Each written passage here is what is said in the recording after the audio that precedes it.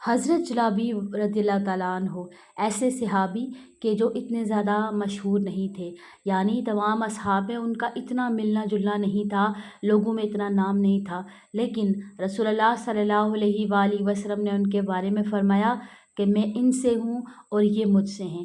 نبی پاک علیہ الصلوۃ والسلام ان سے بڑی محبت فرماتے تھے، تو ایک مرتبہ نبی پاک نے حضرت جلابی علیہ السلام سے فرمایا، رضی اللہ تعالیٰ عنہ سے فرمایا کہ کیا آپ شادی نہیں کرتے؟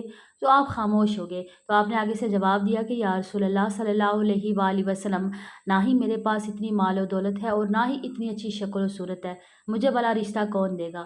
تو نبی پاک صلی اللہ علیہ وآلہ وسلم نے فرمایا کہ فلاں انصاری کے گھر جاؤ اور انہیں جا کر کہو کہ رسول اللہ صلی اللہ علیہ وآلہ وسلم نے پیغام بھیجا ہے کہ اپنی بیٹی کا رشتہ جلابیب رضی اللہ تعالیٰ عنہ کے ساتھ کر دیں۔ آپ گئے ان انصاری کے گھر، تو آگے جو انصاری ہے ان کی جو خاتون تھی انہوں نے دیکھا تو فوراً غصے سے منع کر دیا کہ آپ کے ساتھ تو ہم اپنی بیٹی کی شادی نہیں کر سکتے۔ تو وہاں پر موجود اس عورت کی بیٹی جو سن رہی تھی پردے کے پیچھے سے، فوراً سے اس نے اپنی ماں کو بلایا اور کہا کہ جیسا رسول اللہ صلی اللہ علیہ وآلہ وسلم فرماتے ہیں بالکل آپ ویسا ہی کریں، کیونکہ یہ رسول اللہ صلی اللہ علیہ وآلہ وسلم کا حکم ہے، ہم کیسے ٹال سکتے ہیں۔ تو پھر انہوں نے اپنی بیٹی کا رشتہ ان کے ساتھ کر دیا۔ شادی کے کچھ ٹائم کے بعد انہوں نے کسی جنگ میں شرکت کی، حضرت جلابیب رضی اللہ تعالیٰ عنہ نے، اور آپ نے وہاں پر آپ شہید ہو گئے۔ جب لوگ واپس آئے، کچھ لوگ جب مسلمان واپس آئے تو نبی پاک علیہ الصلوۃ والسلام نے پوچھا کہ کیا آپ سب لوگ پورے ہیں؟ آپ سب لوگ آئے واپس جتنے گئے تھے؟ تو صحابہ نے فرمایا کہ یا رسول اللہ ہم سب واپس آ گئے۔ تو نبی پاک نے فرمایا کہ کیا تم میں سے کوئی شہید تو نہیں ہوا؟ تو پھر فرمایا گیا کہ یا رسول اللہ کوئی خاص شہید نہیں ہوئے۔ تو نبی پاک نے فوراً پوچھا کہ جلابیب رضی اللہ تعالیٰ عنہ کہاں ہیں؟ تو بتایا گیا کہ یا رسول اللہ وہ تو شہید ہو چکے۔ نبی پاک علیہ الصلوۃ والسلام اتنے وہ خوش نصیب صحابی کہ نبی پاک علیہ الصلوۃ والسلام انہیں اپنے دونوں بازو میں اٹھا کر لائے اور پھر انہیں ان کا جنازہ پڑھایا اور خود ان کو دفن کیا، اور دفن کرنے کے بعد نبی پاک علیہ الصلوۃ والسلام نے ان کے لیے خاص دعا فرمائی، یعنی جن کا کوئی نہیں ہوتا اس کا محبوب صلی اللہ علیہ وآلہ وسلم ہوتا ہے۔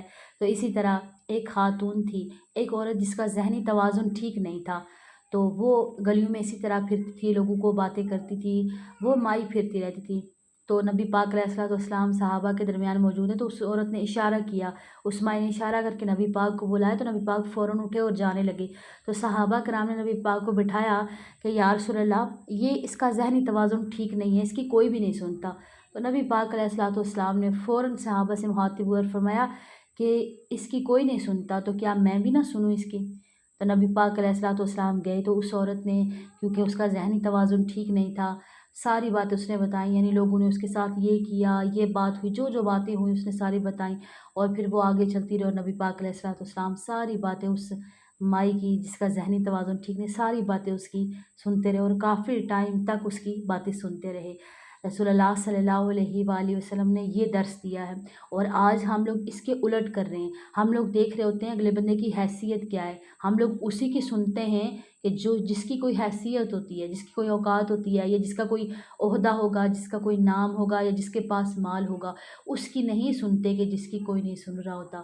اس کا درد سنیں جس کو کوئی سننے والا نہیں ہے، تو میں گارنٹی دیتی ہوں اللہ تعالیٰ آپ کو کبھی کسی درد میں مبتلا نہیں کرے گا انشاءاللہ تعالیٰ۔ دعاؤں میں یاد رکھیے گا۔ السلام علیکم ورحمۃ اللہ وبرکاتہ۔